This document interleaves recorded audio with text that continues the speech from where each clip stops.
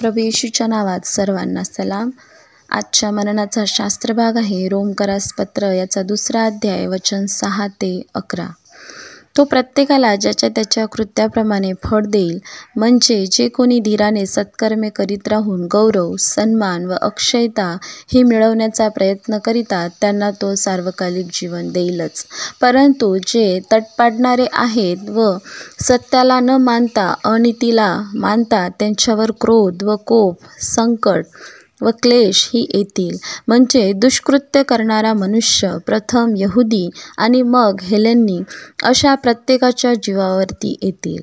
पण सत्कृत्य करणारा प्रत्येक प्रथम यहुदी आणि मग हेलेनी यास गौरव, सन्मान व शांती ही मिळतील. कारण देवाजवळ पक्षपात नाही. या संदेशाचा शीर्षक आहे गौरव, सन्मान आणि अक्षता मिळवण्यासाठी झटा. जे चांगले कार्य करत राहून गौरव, सन्मान आणि अक्षता मिळवतात त्यांना तो अनंत कालचे जीवन देईल.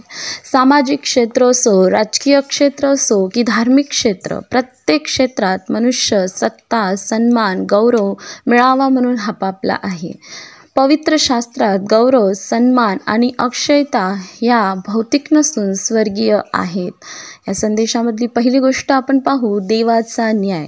जो आपल्या हटवादीपणाने, पश्चातापहीन अंतकरणाने देवाचा क्रोध व न्याय तो प्रत्येकाला ज्याच्या त्याच्या कृत्याप्रमाणे फळ देईल. न्यायापासून वाचण्यासाठी प्रथम पापी मानवाची गरज काय आहे? पश्चाताप, नंतर विश्वासानंतर तारणानंतर सत्कृत्य. पौल येथे मानवाच्या पापाचे भीषण चित्र उभे करतो. सर्व बहकले आहेत, सत्कर्म करणारा कोणी नाही, एक देखील नाही. रोम 3:12 या वचनामध्ये त्याचा उल्लेख केला आहे. पापाचे वेतन मरण आहे. रोम 6:23. सर्व जग पापाच्या सत्तेखाली आहे. विश्वाच्या सर्वोच्च न्यायाधीशाने निकाल जाहीर केला. पापाचे वेतन मरण आहे. देवाने यहुद्यांना, विदेशांना न्यायासनासमोर उभे केले आहे. न्यायाधीश विचारतो, या कैद्यांना मुक्त करणारा कोण आहे? येशू आमची वकिली करतो. मी या कैद्यांचा कैवार घेणार आहे. देवाने पापी मानवाच्या तारणासाठी व्यवस्था केली. योहान 3:16. दुसरी गोष्ट आपण पाहू पापी मानवाची प्रथम गरज पश्चाताप. प्रेषितांची कृत्य याचा 3 अध्याय वचन 19. तुमची पापे पुसून टाकली जावी म्हणून पश्चाताप करा. कोणाचा नाश व्हावा अशी देवाची इच्छा नाही, तर सर्वांनी पश्चाताप करावा अशी त्याची इच्छा आहे. तो विनाकारण क्रोध, कोप आणून आम्हाला संकटात टाकत नाही. देव आपला पिता आहे. तो अति सहनशीलतेने प्रत्येकाला पश्चातापाची संधी देतो. खरा पश्चाताप होतो तेव्हा अंतकरणाचा पालट होऊन आचरणात बदल होतो.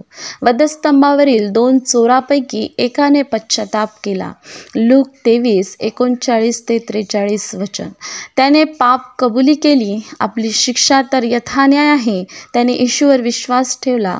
अहो येशू, आपण आपल्या राज्याधिकाराने याल तेव्हा माझी आठवण ठेवा.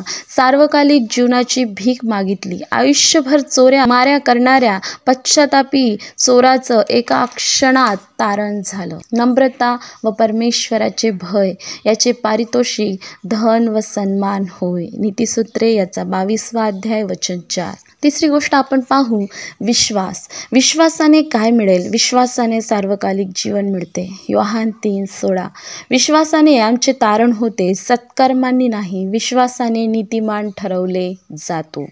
चौथी गोष्ट आहे चांगली कार्य करण्यासाठी गौरव, सन्मान व जीवन. आम्ही चांगल्या कामामुळे तारल्या गेलो नाही, तर चांगल्या कामासाठी तारल्या गेले आहोत. आमचा विश्वास कृतिशील असेल तर त्यामधून नेहमी चांगली कामं घडतील. कृतिशील विश्वास इतरांचं तारण साधते. देवाने आपल्याला त्याच्या स्वतःच्या गौरवासाठी निर्माण केले. यशया 43 वचन 7. गौरव, सन्मान आणि अक्षयता या भौतिक गोष्टी नसून स्वर्गीय आहे. त्यासाठी धीराने सत्कर्म करत राहायचे आहे. लेनच्या या दिवसामध्ये आम्ही येशू ख्रिस्ताचे दुःख सहन आणि 40 दिवसाचे उपवास प्रार्थनामध्ये सहभागी होत असताना देवाच्या न्यायापासून वाचण्यासाठी पश्चाताप करून देवाकडे वळावे. राखेचा बुधवार, धूळ, राख उधळणे पश्चातापाची कृती दर्शवते. आमच्या कृतिशील विश्वासाने इतरांचे तारण साधायचे आहे. विश्वासाने नीतीचे कृत्य करणाऱ्यांना गौरव, सन्मान आणि अक्षय जीवन निश्चित आहे. देवबाप ह्या वचनाच्याद्वारे तुम्हाला आणि मला आशीर्वादित करो. आपण प्रार्थना करू. प्रिय येशू, आम्ही तुझ्या मनापासून आभार मानतो. तुझ्या नावाला खरोखर आम्ही उंचावतो. प्रभू परमेश्वर पिता, खरोखर गौरव, सन्मान आणि अक्षयता मिळवण्यासाठी प्रभू तू आम्हाला देवबाप्पा प्रयत्न करण्यासाठी, त्यासाठी झटण्यासाठी प्रभू तू आम्हाला सहायता कर. कारण जे चांगले कार्य करत राहून गौरव, सन्मान आणि अक्षयता मिळवतात त्यांनाच तू अनंतकालीचं जीवन तू देणार आहे प्रभू. आणि म्हणून देवबाप्पा चांगल्या सत्कार्य करण्यासाठी परमेश्वर पिता आणि तुझा गौरव करण्यासाठी तू आम्हाला सहायता कर. येशूच्या नावामध्ये हे प्रार्थना केली म्हणून तू ऐक पित्या. आमेन.